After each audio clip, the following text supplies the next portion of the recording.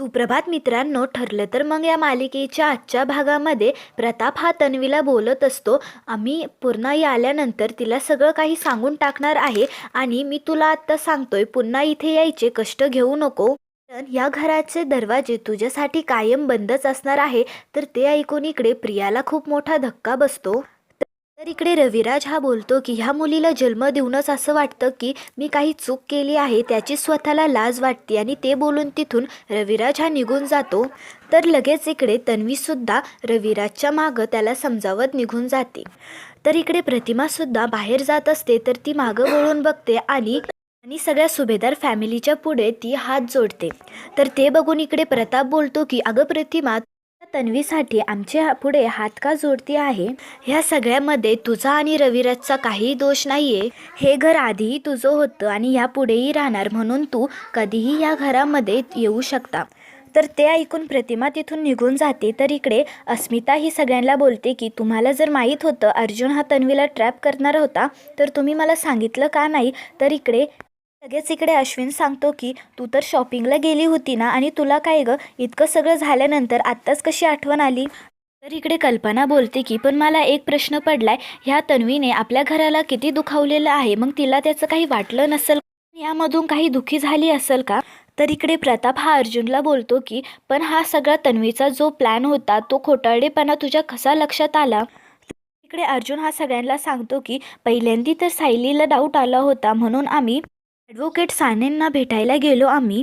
तर अर्जुन हा ॲडव्होकेट सानेंना त्यांची इन्फॉर्मेशन हा देतो. तर इकडे अर्जुन हा ॲडव्होकेट सानेंना बोलतो की जर माझी मिसेस तुमच्याकडे आली होती तर हे डिवोर्सचे पेपर माझ्याकडे आले कसं काय? तर इकडे सायली बोलते की जेव्हा आपण भेटलो होतो तेव्हा तर आपण काही बोललो असं नव्हतोच, तर मग ती डिवोर्सचे पेपर मग आले तरी कसं काय? तर इकडे ॲडव्होकेट साने बोलता मला यामध्ये काहीच माहीत नाही आहे. तर इकडे लगेच अर्जुन बोलतो की बरं जाऊ द्या, मी तुमचं आता काम सोपं करून देतो. अर्जुन त्यांना विचारतो तुम्हाला डिवोर्सची नोटीस पाठवायला तन्वी किल्लेदार यांनी सांगितली होती का? तर ॲडव्होकेट साने हे नाही बोलता. इकडे अर्जुन हा ॲडव्होकेट सानेंना बोलतो की ॲडव्होकेट साने, मला माफ करा पण मला तुमच्यावर केस टाकावंच लागणार, कारण माझ्या बायकोची खोटी साईन करून तुम्ही मला नोटीस पाठवलेली आहे. तर इकडे ॲडव्होकेट सानेंना धक्का बसतो आणि ॲडव्होकेट साने हे घाबरत बोलता की कोणची खोटी सही? त्यांनी तर सांगितलं ते सुभेदारांची सही तर घेतलेली आहे. तर इकडे अर्जुन आणि सायलीला धक्का बसतो आणि अर्जुन बोलतो की ती कोण आहे? तर इकडे ॲडव्होकेट साने बोलता की सॉरी सर, पण मला तुम्ही जर असं विचारायला लागले आणि मी तुम्हाला सगळं सांगून दिलं तर माझी ही वकिली बंद होईल कायमची. तर अर्जुन बोलतो की तुम्हाला काय वाटलं साने, मग मी हे तुमचं सगळं प्रकरण उघडून सुद्धा मी तुमची वकिली चालू ठेवेल का? तर इकडे सानेंना हा घाम फुटतो. तर सायली बोलते ॲडव्होकेट साने, तुम्ही सगळं खरं खरं सांगून टाका, ती कोण आहे आणि तुम्हाला असं कोणी करायला सांगितलं? इकडे अर्जुन हा ॲडव्होकेट सानेंना बोलतो की तुम्ही सगळं खरं खरं सांगून टाका, जर हे कोणाला समजलं तर तुमची प्रोटेक्शनची जबाबदारी मी घेतो. तर इकडे ॲडव्होकेट साने बोलता की खरं तर मला हे करायचंच नव्हतं. तर इकडे ॲडव्होकेट साने हे सांगत असताना अर्जुन हा त्याचा मोबाईल काढतो आणि रेकॉर्डिंग सुरू करतो. तर इकडे ॲडव्होकेट साने सांगतात की तन्वी किल्लेदार माझ्याकडे आल्या होत्या, त्यांनी रविराज किल्लेदार यांचं नाव सांगून माझ्याकडे एक डिवोर्स नोटीस करायची सांगितली. तन्वी किल्लेदार हे ऐकायच्या मनस्थितीच नव्हते. त्यांनी मला सायली सुभेदार यांच्या नावाची एक डिवोर्स नोटीस करायलाच सांगितली, पण त्यावर तन्वी किल्लेदार यांनी सायली सुभेदार यांची खोटी सही केली. ती मला खरंच माहीत नव्हती हो, मला माफ करा. तर इकडे अर्जुन हा सगळं सांगून टाकतो.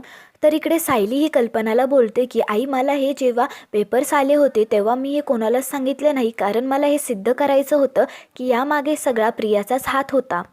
आज इथे पूर्ण आई तर हव्याच होत्या, पण जाऊ द्या, ते आल्यानंतर मी त्यांना सगळं खरं खरं सांगून टाकेल. तर इकडे कल्पना सांगते की हो, आणि ते ऐकल्यानंतर तर इकडे पूर्ण आई पण खूप त्याच्यावर चिडतील. इकडे सायली त्यांना सांगते की माझ्यात आणि यांच्यात मतभेद तर खूप आहे, पण मी यांच्यावर डिवोर्सची नोटीस ही कधीच पाठवणार नाही.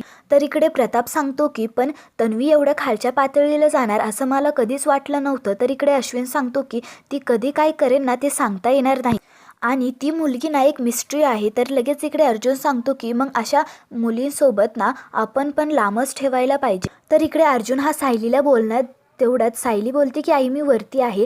तर सायली तिथून निघून जाते. तर अर्जुनही तिच्या मागे जातो आणि सायलीला थांबवत बोलतो की सायली तुम्ही खाली आपलं जेव्हा प्रेमाचं नाटक चालू होतं तेव्हा तुम्ही काय बोलला. तर इकडे सायली बोलते की काय म्हणाले मी. तर इकडे अर्जुन सांगतो की तुम्ही बोलला ना की आपण दोघं एकामेकांवर खूप प्रेम करतो. तर ते ऐकून इकडे सायली ही तिची मान खाली घालते आणि बोलते की असं तर मला बोलावंच लागणार ना, त्याशिवाय घरच्यांवर आपला विश्वास कसा बसेल. आणि जर दुसऱ्यांचं नुकसान होणार नसेल तर खोटं बोलण्यामध्ये पण तरी अर्थ असेलच ना. तर ते ऐकून इकडे अर्जुनला धक्का बसतो. आणि तसं पण असेही काही माणसं असतात की ते दुसऱ्यांची भावना ही कधीच ओळखू शकणार नाही आणि अशा माणसांना मी तरी कधी माफ करणारच नाही. तर ते ऐकून इकडे अर्जुनला मोठा धक्का बसतो. तर इकडे रात्री सायली ही सगळ्याचा विचार करत असते की कसं अर्जुनने तिच्यावर ते पेपर्स फेकून टाकले आणि ते बोलले की मधुभाऊंची केस मी ही बहुतो आहे. आणि ते ऐकून इकडे सायली ही खाली बसते. तर तेवढ्यात तिथे अर्जुन येतो आणि तो सायलीला बोलतो की मिसेस सायली तुम्ही अशा खाली का बसल्यात. तर इकडे अर्जुन हा सायलीला बोलतो की मला तुमच्यासोबत बोलायचं आहे. आता सगळं नीटच झालं ना. आता तसं पण तन्वीवर कोणाचाच विश्वास राहिलेला नाही आहे आणि सिनियरसुद्धा तिला माफ करणार नाही आहे. आणि घरच्यांना पण आता सगळे रिलॅक्स झाले आहे. त्यांना पण वाटलं आहे की ते डिवोर्स नोटीस ही खोटीच होती म्हणून. मग तुम्ही एकट्याच एवढं अपसेट का आहेत. तर इकडे सायली ही तिचे डोळे बंद करून घेते. तर इकडे अर्जुन हा सायलीला बोलतो की मला तुम्हाला हर्ट न करता तुमच्याकडून ते रिझन काढून घ्यायचं होतं, पण तुम्ही मला काही सांगतच नव्हत्या म्हणून मला हे सगळं करावं लागलं. तुम्ही काहीतरी तरी सांगा. जर तुम्ही बोलले तरच आपण काहीतरी सोल्युशन काढू. तर इकडे सायली बोलते की मी काय बोलू तुम्हीच सांगा ना. जर ही बोलणारी इतकी गोष्ट असती तर तुम्ही हे सगळं केलंच नसतं. तर इकडे अर्जुन हा उठत बोलतो की पण मी काय केलंय. तर इकडे सायली बोलते की तुम्ही माझा विश्वासघात केलाय. तुम्ही मला आणि मधुभाऊंला फसवलं आहे. एकीकडे तुम्ही असे वागत होते की जसे तुम्ही मधुभाऊंची केस ही सगळी हँडल करत आहे आणि दुसरीकडे तुम्ही मधुभाऊंची केस ही लांबवत आहे. इकडे लगेच अर्जुनला सगळं समजतं आणि चैतन त्याला बोललं होता की तुला जर हे करायचं असेल तर खोटं बोलल्यानंतर काय फरक पडणार आहे.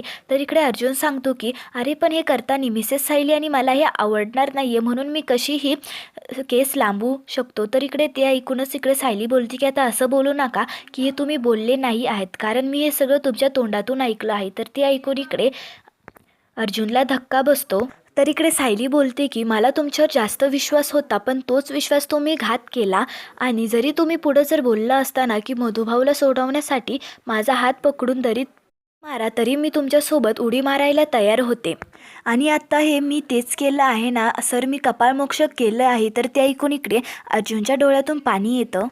तर सायली बोलते सर आपण ज्या माणसांवर एकदम विश्वास ठेवतो त्यांच्या जवळ जातो तेच व्यक्ती जेव्हा आपली विश्वासघात करतो तर ते दुःख तुम्ही कधीच समजून नाही घेणार सर. कधीच समजणार नाही ते तुम्हाला. इकडे रविराज हा त्याच्या घरी येतो. तर तन्वी ही रविराजला समजावत असते पण रविराज हा त्याच्या रूममध्ये जाऊन दरवाजा बंद करतो. तर इकडे तन्वी ही बोलते की बाबा मला माहिती आहे मी चुकली आहे. बाबा मला समजत नाही की कधी मला काय होतं. तुम्ही प्लीज माझी एवढीच चूक प्लीज एक्सेप्ट करून घ्या. तर तन्वी सांगते बाबा प्लीज तुम्ही दरवाजा उघडा ना प्लीज माझं ऐकून तर घ्या. तर इकडे तन्वी ही प्रतिमाच्या पुढे हात जोडते आणि बोलते की आई तू तरी बाबांना समजाव ना. तर इकडे प्रतिमा ही बोलते की रविराज 2 मिनिट दरवाजा तर उघडा. तर रविराज हा दरवाजा उघडतो आणि बोलतो की तन्वी तू इथंच थांब प्रतिमा तू आतमध्ये ये. तर इकडे प्रतिमा ही आतमध्ये जाते तर रविराज हा दरवाजा लावून घेतो. तर इकडे अर्जुन हा सायलीच्या पुढे त्याच्या पायावर बसून हात जोडून बोलतो की सायली मला प्लीज माफ करा माझ्याकडून चूक झाली. तर सायली अर्जुनला बोलते की सर याची काहीच गरज नाही आहे. मी तुम्हाला हे करण्यासाठी सांगितलेच नाही आहे. तर अर्जुन सांगतो की करायची गरज आहे कारण मी चूक केलेली नाही आहे. मी एक गुन्हा केलेला आहे. तुम्ही मला प्लीज माफ करा. तर इकडे सायली ही अर्जुनला सांगते की तुम्ही प्लीज उठा आणि रडू नका मला हे आवडत नाही आहे. तर अर्जुन सांगतो की मग तुम्ही मला आधी माफ करा. तर इकडे सायली बोलते की ही तुमची चुकीला मी कधीच माफ करू नाही शकणार. तर इकडे अर्जुन सांगतो की मी काही पूर्वी थोडा तरी विचार करत होतो की जर मी मधुभाऊंची केस लांबवली तर पण हा विचारच माझ्यासाठी खूप धोकादायक निघाला. तर इकडे सायली बोलते की तो विचार तुम्ही केला नाही सर तो तुम्ही अंमलात पण आणला. तर इकडे अर्जुन सायलीला बोलतो की मी तुम्हाला एक्सप्लेनेशन देऊ नाही शकणार. मी याच्यातलं तुम्हाला काहीच सांगू शकत नाही पण मी तुम्हाला एवढंच सांगतो की जी माझ्याकडून चूक झाली आहे त्याच्यासाठी मला प्लीज माफ करा. तर इकडे अर्जुनचं सायली ही काही ऐकत नसते. तर अर्जुन हा तिच्या पाया पडतो आणि बोलतो की तुम्ही मला प्लीज माफ करा.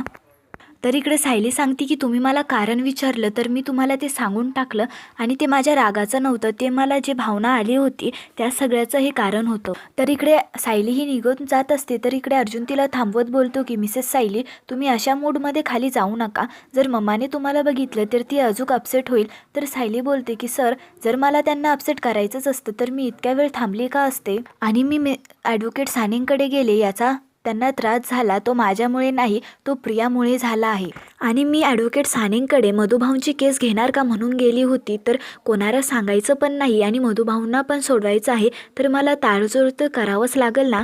तर अर्जुन सांगतो की तुम्ही इथे तुमचा वकील सोडून दुसरा वकील शोधण्याकडे चालले का. तर इकडे सायली बोलते की काय करणार मी, जर माझा वकील असं करतोय तर आता जे काही करायचं आहे ते मला एकटीलाच करावं लागणार. तर इकडे अर्जुन हा सायलीला बोलतो की चांगलं आहे, आता मी तुमच्याकडे परत तुम्ही बोलल्याशिवाय तुमच्यासोबत बोलणार नाही आणि तुम्हाला नॉर्मल राहा म्हणून मी असं फोर्स पण नाही करणार, त्याच्यासाठी पण सॉरी. तर इकडे सायली बोलते की सर, आपलं नातं हे नॉर्मल नव्हतंच आणि हे 1.5 वर्षाचं नातं आता हे खूप बदललेलं आहे, ते परत आधीसारखंही होणार नाही आहे. तर सायली सांगते की सर, तुम्हाला जेवढी तुमच्या फॅमिलीची काळजी आहे तेवढीच मला पण आहे, पण म्हणून मी आता सणासुदीचं त्यांच्यावर काहीच आरोप लावणार नाही आहे, पण दिवाळी झाल्यानंतर मी नक्की हे घर सोडून जाईल. तर ते ऐकून इकडे अर्जुनला हा खूप मोठा धक्का बसतो. तर इकडे अर्जुन सांगतो की मिसेस सायली, तुम्ही एवढ्या टोकाला जाऊ नका ना. तर इकडे सायली सांगते की सर, आपण हे कॉन्ट्रॅक्ट मधुभाऊंना सोडवण्यासाठीच केलं होतं ना. तर इकडे सायली त्यांना सांगते की जर सर तुम्हाला मधुभाऊंना सोडवण्यात इंटरेस्ट नसेल तर आपलं कोणचं कॉन्ट्रॅक्ट आणि कोणचं लग्न. तर इकडे अर्जुन सायलीला सांगतो की तुम्ही फक्त थोडा टाईम थांबा ना, मी दिवाळीला सगळं काही होणार आहे, मी सांगतोय ना तुम्हाला. तर सायली बोलते की काय होणार आहे सांगा ना तुम्ही मला, आणि ह्या बोलण्यावर पण मी कसा विश्वास ठेवू, तुमच्याकडे काही प्रूफ आहे का. आणि पण एवढं लक्षात ठेवा, तुमच्याकडे दिवाळीपर्यंत टाईम आहे, पण त्यानंतर मी इथून जाणार आहे माझ्या माणसांकडे, मी माझ्या आश्रमकडे कायमचं निघून जाईल. तर इकडे दुसऱ्या दिवशी कोर्टमध्ये अर्जुन हा सांगतो की जज, मधुभाऊ हे विलासच्या हातातून गन काढण्याचा प्रयत्न करत होते, तर तुम्हीच मला सांगा त्याच्यावर मधुभाऊंचे ठसे दिसले, मग विलासचे पण ठसे हे आपल्याकडे हवेच होते ना, मग आपल्याला विलासचे ठसे हे भेटले नाही, तर मग मला तुम्हीच सांगा ते ठसे गेले कुठे, आणि तेच ठसे पुसणारी इकडे साक्षी याला गुन्हेगार आहे. तर ते ऐकून इकडे साक्षीला खूप मोठा धक्का बसतो आणि सगळे हे अर्जुनकडे बघत असता. तर मित्रांनो, असेच पुढील एपिसोड बघण्यासाठी आपल्या मराठी मावळा चॅनलला नक्की सबस्क्राईब करा. धन्यवाद.